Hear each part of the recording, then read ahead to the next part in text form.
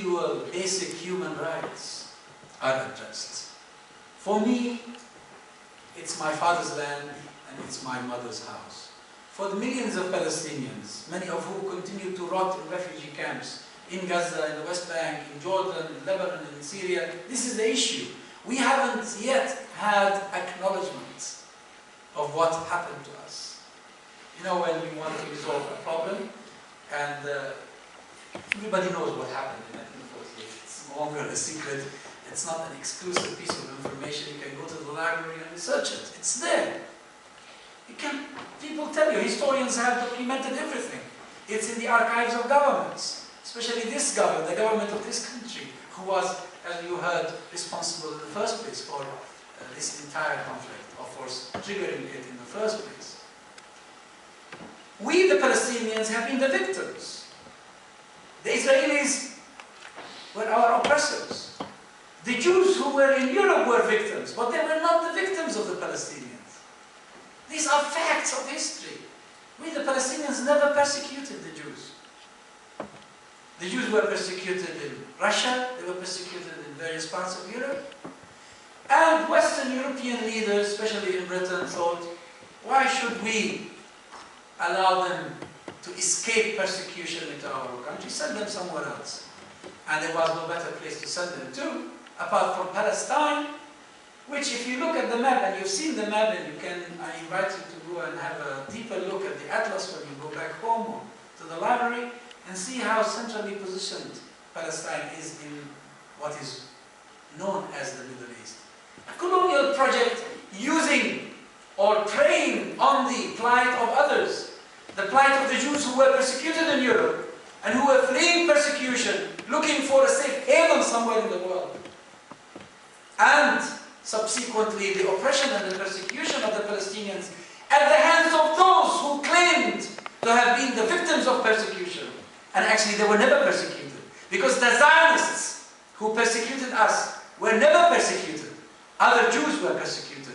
And they exploited their name, and they exploited their plight in order to oppress us. And read Finkelstein to see for yourselves the Holocaust industry, how the Holocaust and how the plight of the Jews in Europe was turned into an industry in order to justify our dispossession and our dehumanization. This is the problem. This is, in essence, what this is about.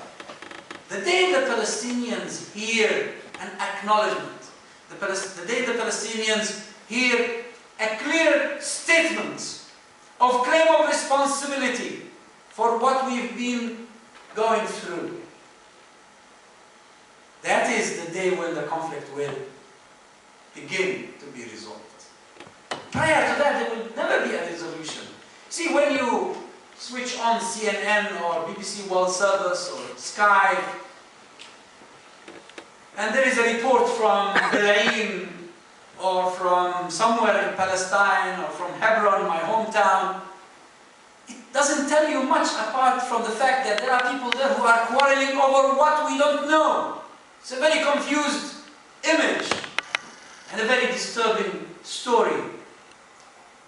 The reality is that there is an oppressor and there is an oppressed. This is the reality, and that has to be acknowledged. The reason Hamas came to the fore and became so popular and credible is that it said, no, we will never recognize that Israel has the right to exist in our homes. Why should we? We are the victims. Why do you insist on us, despite our pain and despite our suffering? Why do you insist on us to legitimize our oppression, our own oppression? It should work the other way around. It's the Israelis who should be forced to recognize what they did, or what they've been doing to us. The superpowers, Britain in the past, and America of the present, should be forced to come forward with an admission of guilt for what they've done to us. So long as this doesn't happen, there will always be somebody.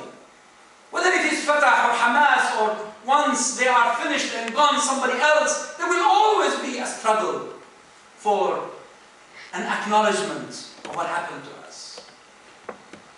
And this is not a conflict between the Muslims and the Jews.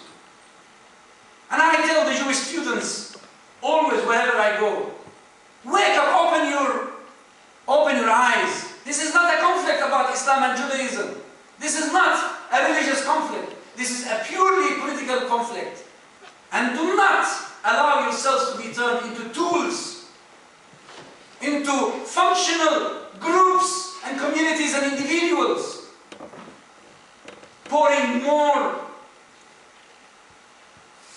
fuel into this fire.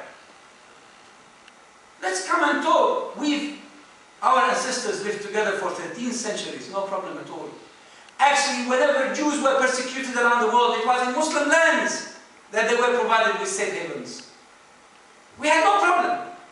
They are the people of the book, just like the Christians. They have rights in our communities, in our culture, in our history, in our religion. We can easily live together. The anti-Semitism that the Jews knew in Europe had no existence in Muslim lands. There's no such thing. We know why Christian Europeans in the past persecuted the Jews, for a variety of reasons. Some religious. This wasn't the case in the Muslim world. So why don't we just sit together and see how we can build a better future? For all. Palestine, Jordan, Syria, Lebanon, Iraq, all these countries that were carved by Sykes-Picot, by two men, godless Frenchmen and godless Britain, met together and decided to carve the region between the two powers of the day. They can come together again, undo Sykes-Picot, and have all the Jews of the world come to that region to live in a safe haven again. But first, we have to correct what was done wrong. At least you have to come up with a statement. And I tell you, let nobody fool themselves. Whether you accept Hamas or not, whether you want to sit with Hamas or not, whether you want to talk with Hamas or not, whether Hamas remains or not, what will remain is our right. And our right is sacred. And our right has to be recognized.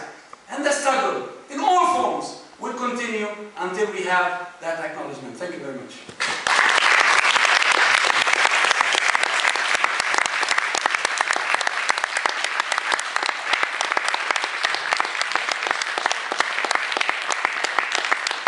Thank you, Dr. Azzam. So we will now move on to the question and answer session. Just some rules.